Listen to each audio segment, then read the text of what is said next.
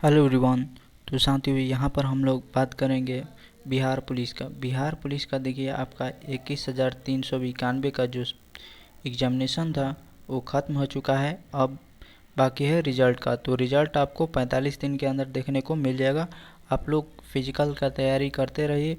और जिन छात्रों का भी 50 से 55 के बीच में आ रहा है, 50 से 55 के बीच में आ रहा है रॉ मार्क्स, यानी 100 में अगर आपको इतना आ रहा है 50 से 55 के बीच, तो आप रनिंग स्टार्ट कर दीजिए। और जिनका भी 60 से ऊपर है वो डेफिनेटली रनिंग स्टार्ट कर सकते हैं, उन्हें पूछने की ज़रूरत नहीं है। तो चलिए हम लोग बात कर लेते हैं। ये हमारा प्रैक्टिस सेट 8 है। तो पहला क्वेश्चन देख लेते हैं। पेशावर का दूसरा नाम क्या है? पेशावर का दूसरा नाम का बात करें तो करेक्ट आंसर हो जाएगा आपका पुरुषपुर। पुरुषपुर आपका करेक्ट हो जाएगा। नेक्स्ट अगले क्वेश्चन को देख लेते हैं। ये पाकिस्तान क्षेत्र में पड़ेगा। क्वेश्चन नंबर सेकंड, अरुण का सबसे बड़ा उपग्रह कौन सा है? अरुण का सबसे बड़ा उपग्रह का बात करें तो करेक्ट आंसर हो जाएगा आपका टाइटेनिया। ऑप्शन सी आपका करेक्ट हो जाएगा। नेक्स्ट, अमेरिका का सबसे बड़ा राज्य कौन सा है? अमेरिका का सबसे बड़ा राज्य का बात करें तो करेक्ट आंसर हो जाएगा आपका टेक्सास। ऑप्शन डी आपका करेक्ट हो जाएगा। अमेरिका का सबसे बड़ा राज्य है क्षेत्रफल के मामले में। नेक्स्ट, मेखला चादर किस राज्य का पारंपरिक पोशाक है? मेखला चादर किस राज्य का पारंपरिक पोशाक है? तो करेक्ट आंसर हो जाएगा आपका त्रिपुरा। त्रिपुरा का पारंपरिक पोशाक मेखला चादर है। नेक्स्ट, क्वेश्चन नंबर 5 देख लेते हैं। तटीय उड़ीसा का प्राचीन नाम क्या था? तटीय उड़ीसा का प्राचीन नाम का बात करें तो करेक्ट आंसर हो जाएगा आपका कलिंग।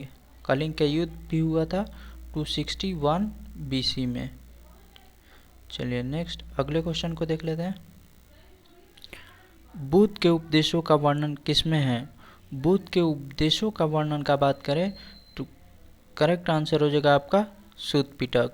देखिए 3 पिटक है, विनय पिटक, सूत पिटक और अभिधम्म पिटक। ये तीनों बौद्ध धर्म से रिलेटेड है।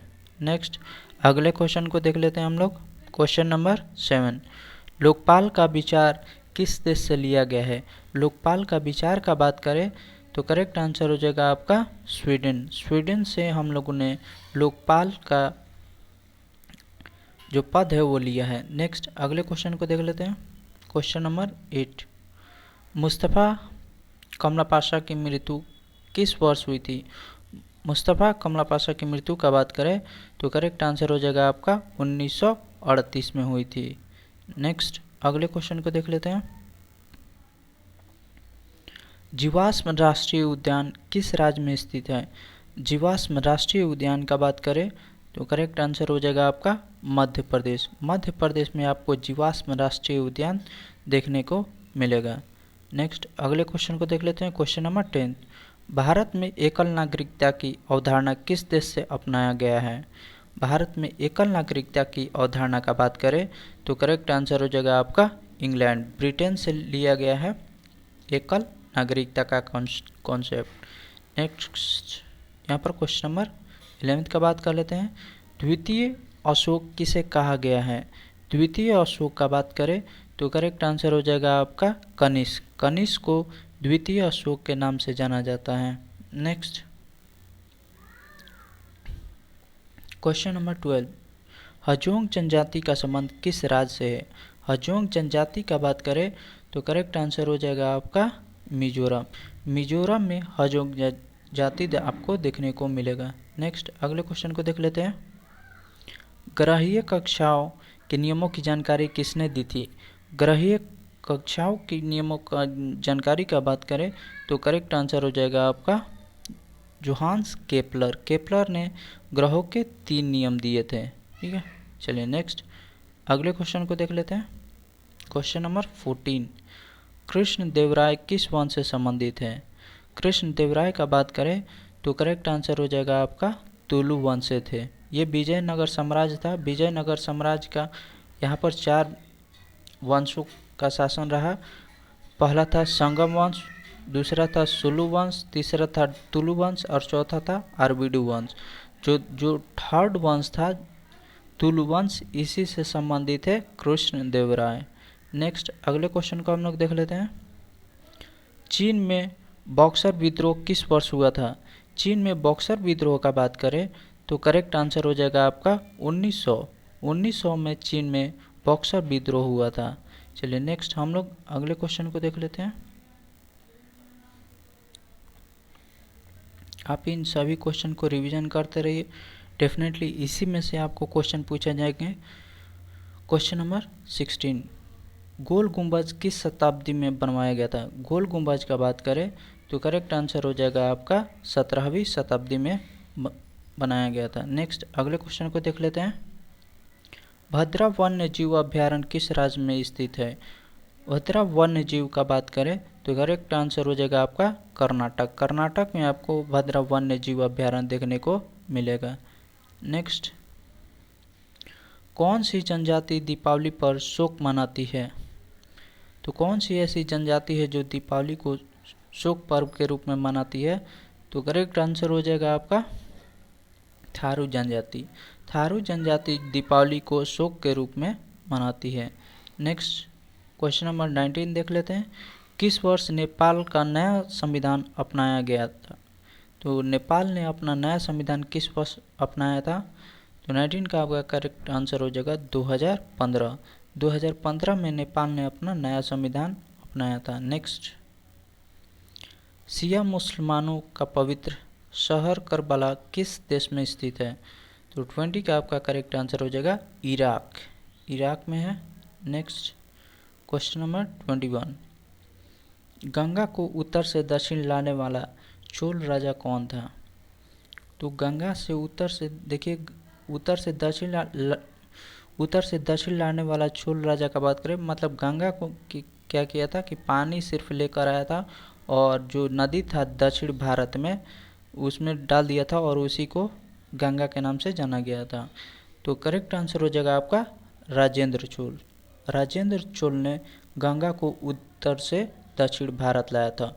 जैसे गंगा उत्तर भारत में बहती है तो दक्षिण भारत में एक नदी थी, उसमें गंगा नदी का पानी डाल दिया और इसी को गंगा कहा जाने लगा। नेक्स्ट, हेली नेशनल पार्क किस राष्ट्रीय उद्यान का प्राचीन नाम है?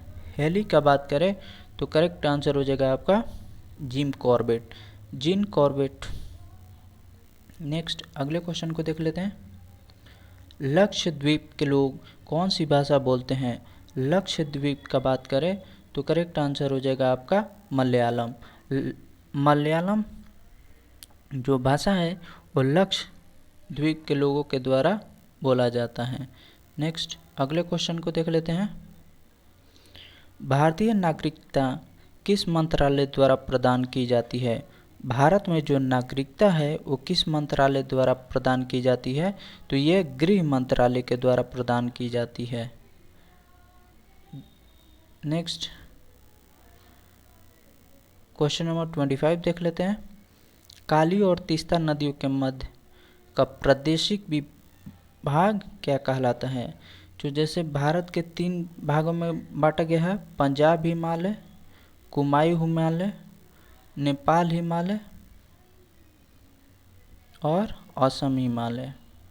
तो पंजाब हिमालय इंडस सतलज के बीच में है, सतलज और काली के बीच में है कुमायूं हिमालय, और इंडस सतलज काली और तीस्ता है नेपाल हिमालय।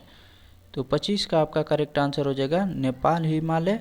ऑप्शन सी आपका करेक्ट हो जाएगा। नेक्स्ट अगले क्वेश्चन को देख लेते हैं। क्वेश्चन नंबर 26, हिटलर जर्मनी का चांसलर किस वर्ष बना था? हिटलर जो था जर्मनी का चांसलर किस वर्ष बना था? 26 का आपका करेक्ट आंसर हो जाएगा 1933। 1933 में हिटलर जर्मनी का चांसलर बना था। Next, film PM Narendra Modi के निर्देशक कौन हैं? जो पीएम नरेंद्र मोदी फिल्म बनी थी उसका निर्देशक का बात करें तो करेक्ट आंसर हो जाएगा आपका उमंग कुमार। उमंग कुमार ने पीएम नरेंद्र मोदी फिल्म के निर्देशक थे। नेक्स्ट, सूफी संत के मकबरे को क्या कहा जाता है? सूफी संत के मकबरे का बात करें तो करेक्ट आंसर हो जाएगा आपका दरगाह। नेक्स्ट, अगले क्वेश्चन को देख ले, क्वेश्चन नंबर 29। द्वितीय विश्व युद्ध कितने वर्षों तक लड़ा गया था? तो 1939 से 1945 के बीच लड़ा गया था। तो करेक्ट आंसर हो जाएगा आपका 6 वर्ष। 39 में हम लोग 6 जोड़ेंगे तो 45 हो जाएगा, तो 6 वर्ष तक चला था। नेक्स्ट, हम लोग अगले क्वेश्चन को देख लेते हैं। चलिए अगले क्वेश्चन नंबर 30 का बात कर लेते हैं। भारत के प्रथम पिछड़ा वर्ग आयोग की अध्यक्षता किसने की थी? भारत के प्रथम पिछड़ा वर्ग आयोग की अध्यक्षता का बात करें तो करेक्ट आंसर हो जाएगा आपका काका कलेकर। ऑप्शन सी आपका करेक्ट हो जाएगा। नेक्स्ट, अगले क्वेश्चन को देख लेते हैं। Question number 31। संगम युग किसके इतिहास से संबंधित है? तो संगम आपको बताया था कि विजयनगर साम्राज्य था, उसी का एक वंश था। तो संगम एक प्राचीन इतिहास में वंश युग भी हुआ था, जिसमें चेर वंश, चेर, चोल और पांड्य रहा करते थे। जो भारत के ये दक्षिणी है, चेर, चोल और पांड्य। तो 31 का आपका करेक्ट आंसर हो जाएगा तमिलनाडु के क्षेत्र में संगम युग। नेक्स्ट, एक संगम वंश भी था और एक संगम युग था। तो फर्स्ट से लेकर 3rd सेंचुरी तक ये आपका संगम युग चला था। नेक्स्ट, यहाँ पर क्वेश्चन नंबर 32 का बात कर लेते हैं। हिटलर के विस्तारवादी नीति का पहला शिकार कौन हुआ? हिटलर जो था वो विस्तारवादी का नीति अपनाया था, इसका पहला शिकार कौन सा देश हुआ? तो 32 का आपका करेक्ट आंसर हो जाएगा ऑस्ट्रिया पर। हिटलर ने ऑस्ट्रिया पर सबसे पहली बार यहाँ पर अधिकार पाया। नेक्स्ट, सिंधु सतलज नदियों के मध्य का प्रादेशिक विभाजन क्या कहलाता है? इंडस, सिंधु और सतलज के नदियों के मध्य प्रादेशिक विभाग क्या कहलाता है? तो करेक्ट आंसर हो जाएगा आपका Punjab Himalaya. Next, question number 34 देख लेते हैं। पन्नालाल घोष एक प्रसिद्ध हैं, तो पन्नालाल घोष का बात करें तो करेक्ट आंसर हो जाएगा आपका बांसुरी वादक हैं, बांसुरी वादक हैं Pannalal Ghosh. Next, question number 35 देख लेते हैं। यंग गर्ल्स किसकी प्रसिद्ध कृति है? तो करेक्ट आंसर हो जाएगा अमृता शेरगिल। अमृता शेरगिल ने यंग गर्ल्स कृति लिखी है। नेक्स्ट, भारत में साम्यवाद के प्रेरणा कौन थे? भारत में साम्यवाद का प्रेरणा का बात करें तो करेक्ट आंसर हो जाएगा आपका M.R. जयकर। नेक्स्ट, अगले क्वेश्चन को देख लेते हैं। Question number 37। सूर्य का व्यास पृथ्वी के व्यास के लगभग कितना गुना अधिक है? सूर्य के व्यास पृथ्वी के व्यास के लगभग कितना गुना अधिक है? तो करेक्ट आंसर हो जाएगा आपका 109 गुना। नेक्स्ट, अगले क्वेश्चन को देख लेते हैं। Question number 38। 18वां रेलवे जोन का मुख्यालय कहाँ है? 18वां रेलवे जोन का मुख्यालय का बात करें तो करेक्ट आंसर हो जाएगा आपका विशाखापट्टनम, आंध्र प्रदेश में। नेक्स्ट, अगले क्वेश्चन को देख लेते हैं। भारत में रेलवे जोन टोटल 18 ही है। नेक्स्ट, लोकतंत्र शब्द किस भाषा से लिया गया है? लोकतंत्र शब्द का बात करें तो किस भाषा से लिया गया है?